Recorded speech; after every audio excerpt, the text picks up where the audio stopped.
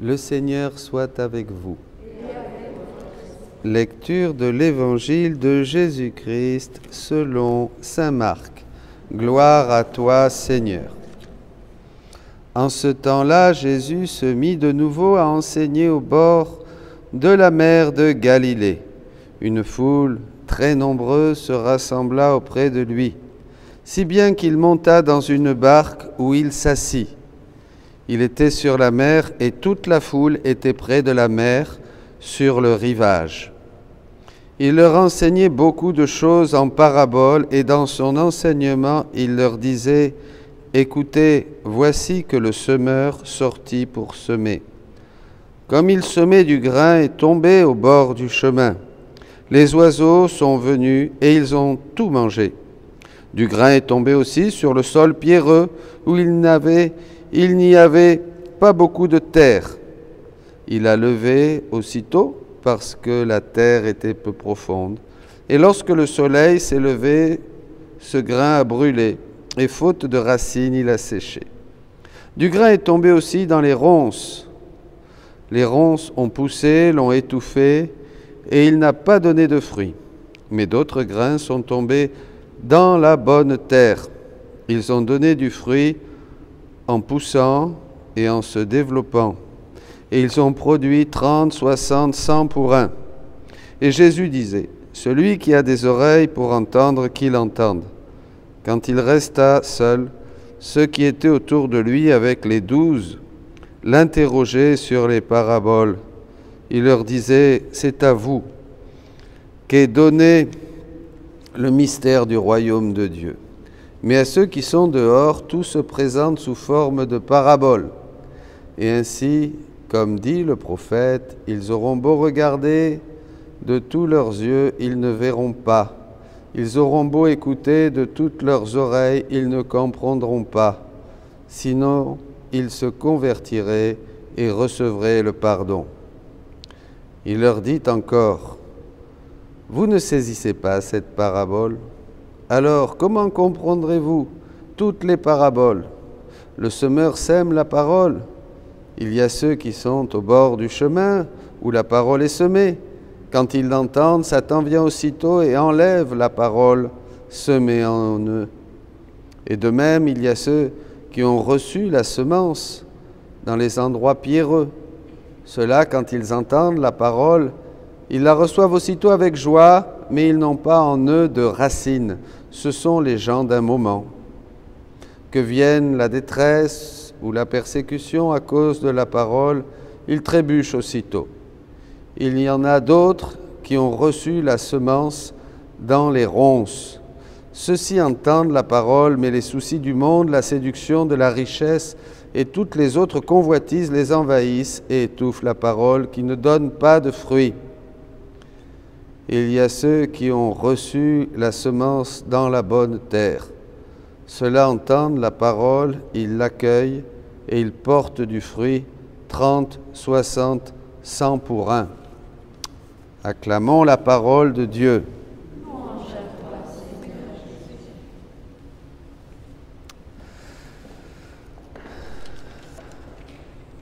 Jésus nous parle et nous donne des choses pratiques pour savoir accueillir sa parole dans nos cœurs. C'est vraiment le premier temps. Dieu parle, il est la parole, il nous visite, et cette parole produit beaucoup d'effets dans les cœurs qu'il accueille. Il les transforme, elle sème en nous des choses tout à fait célestes, tout à fait divines, et nos cœurs donc reflètent cette beauté. Mais dans le livre du ciel, justement, il y a un passage très important au livre 14 sur le céleste agriculteur, le céleste fermier, l'agriculteur céleste qu'il cultive, qui donne cette parole à l'âme. Louisa est toute troublée parce que Jésus ne lui parle plus. Et elle lui dit, « Tu es ma vie, tes paroles sont ma nourriture, et je ne peux jeûner d'elles longtemps. Je suis très faible, et je sens le besoin d'une nourriture continuelle pour croître et maintenir. » mes forces.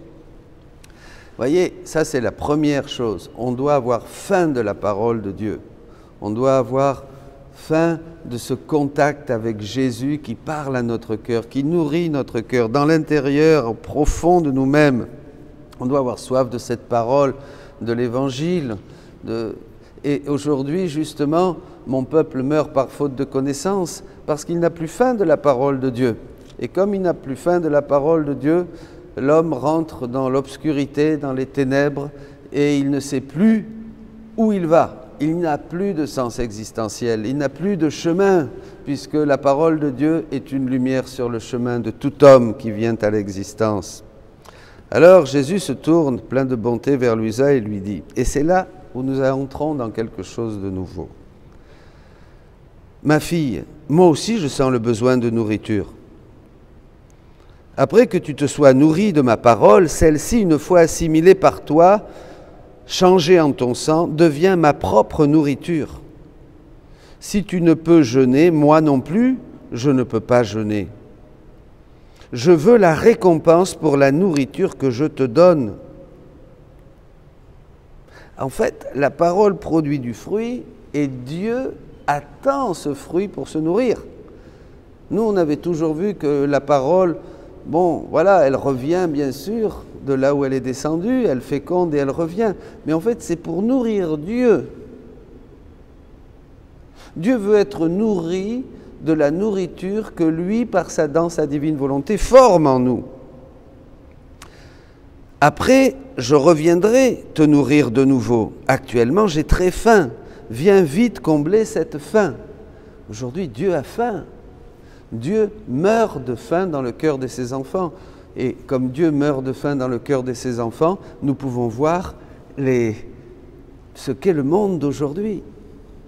Le monde est tel qu'il est parce que nous ne donnons pas, nous ne nourrissons pas Dieu. Les créatures ne reflètent plus, ne donnent pas à Dieu ce que Dieu nous donne constamment par sa parole, que ce soit dans la création, que ce soit la parole de Dieu, l'Évangile et la vie communautaire. Voyez, chacun vit dans son individualisme et la parole de Dieu ne féconde plus le cœur de l'homme. Donc, l'humanité se désagrège, se dégénère et forme une culture de mort. Parce qu'il n'y a que Dieu qui est créateur, il n'y a que sa parole qui peut nous créer. Et c'est ça le rôle du céleste fermier. Alors, j'étais confuse et je ne savais quoi lui offrir parce que je n'ai jamais rien possédé.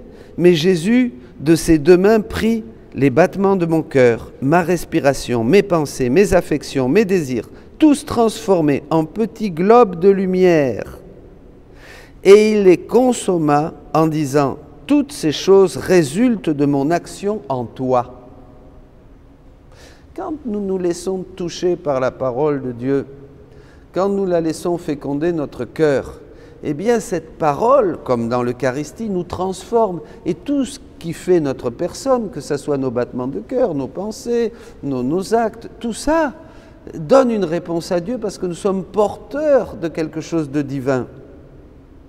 Voyez, comme la parole du prêtre change le pain et le vin, eh bien la parole de Dieu change tout notre être. Et nous devenons ces hosties dont parle Jésus dans le livre 11, qu'il attend tellement. Nous devenons vraiment ces autres lui-même dans le monde. Elles m'appartiennent et c'est juste que je les consomme. Et enfin, nous nourrissons Dieu. Nous nourrissons Dieu de son propre amour, qui est en nous. Ma fille, il est bon que je travaille à nouveau le sol de ton âme, afin d'y planter la semence de ma parole pour te nourrir. Je fais comme un paysan qui veut ensemencer son champ. Il laboure le sol, ensuite il dépose les graines. Plus tard, il revient pour couvrir les sillons où il a planté les graines afin qu'elles soient protégées. Il leur accorde du temps pour germer et, lorsqu'elles se sont multipliées par 100, il fait la récolte. Il prend soin de ne pas couvrir les graines de trop de terre, car elles pourraient étouffer et mourir. Il courrait le risque de n'avoir rien à manger. C'est ainsi que j'agis. Quand je laboure le sol de l'âme, j'ouvre et augmente sa capacité intellectuelle pour pouvoir y semer ma parole. L'homme est fait pour comprendre Dieu. Jésus dit dans le livre d'Habacuc qu'il remplira toute la terre de sa connaissance. La connaissance de Dieu, la connaissance de sa gloire remplira la terre entière. L'homme est fait pour connaître Dieu. Parce que dans la mesure où nous le connaissons, nous le possédons. Il est en nous. Et si nous possédons Dieu, nous vivons de sa vie. Ça, c'est très... Donc, il doit d'abord augmenter notre capacité, la capacité de notre cœur, de notre intelligence. Ensuite, je couvre les sillons avec de la terre, laquelle est constituée de l'humilité et de l'annihilation, de la mort à soi-même, de l'âme. J'utilise toutes les misères et toutes les faiblesses de l'âme parce qu'elles constituent aussi de la terre. Donc, il ne faut pas se préoccuper si on est pauvre et misérable. Ça fait partie de cette terre. Dieu est miséricordieux. Donc, cette terre de nos faiblesses, de nos misères, au lieu de se sentir coupable, eh bien, on abonne, c'est de l'engrais, c'est bon, alléluia. Mais cette terre doit venir de l'âme parce que je ne dispose pas de ce genre de sol, évidemment. Il n'y a pas de misère en Dieu, donc ça vient de nous. Ainsi, je couvre toute la semence et j'attends joyeusement la récolte. Mais tu veux savoir ce qui arrive quand on place trop de terre sur la semence ? Quand l'âme sent trop fort ses misères, ses faiblesses, son néant, et s'inquiète, et y consacre tellement de réflexion que l'ennemi profite de la situation pour la tenter, la décourager, lui faire perdre confiance. Cela constitue une terre non nécessaire. Il y a trop. On fait trop attention à nos misères, à nos pauvretés, ça ne marche plus. Ça nous écrase, voyez mes amis. On revient à cette confiance en Dieu, confiance en sa miséricorde infinie, que nous chantait tellement la petite Thérèse. Trop de terre, une terre non désirable sur ces semences. Oh, comme les semences se sentent mourir, et comme il est difficile pour elles de germer sous tant de terre. Souvent les âmes fatiguent le céleste fermier, et il se retire. Oh, comme elles sont nombreuses, ces âmes. Je lui dis, mon amour, suis-je l'une de ces âmes ? Il répondit, non, non. Les âmes qui vivent dans ma volonté sont incapables d'étouffer ma semence. Au contraire, souvent, je ne trouve dans ces âmes que leur néant, lequel produit si peu de terre que je peux à peine couvrir les graines d'une mince couche. Le soleil de ma volonté les fait germer rapidement et après une grosse récolte, je sème immédiatement d'autres graines. Sois assuré de cela. Ne vois-tu pas que je sème continuellement de nouvelles graines dans ton âme ? Ces semences que Dieu nous donne, ce sont les connaissances du livre du ciel. Jésus a parlé, Dieu nous parle, il a parlé à Abraham, il a parlé à ses prophètes. Jésus, parole de Dieu, s'est fait chair, et la parole de Dieu faite chair, il parle à nos cœurs. Il a parlé depuis 2000 ans après sa mort et sa résurrection, et il parle aujourd'hui à travers le livre du ciel. Dieu nous parle, et maintenant il nous donne un langage céleste. Il nous parle et sème en nous les connaissances qui sont ces connaissances de la vie éternelle. Le ciel est ouvert, les anges de Dieu montent et descendent au-dessus du Fils de l'homme qui féconde dans nos cœurs ce que sa parole sème continuellement. Mes amis, c'est comme ça que Dieu nous transforme. Aujourd'hui, soyons ouverts à sa parole et disons-lui qu'il m'advienne selon ta parole. Amen.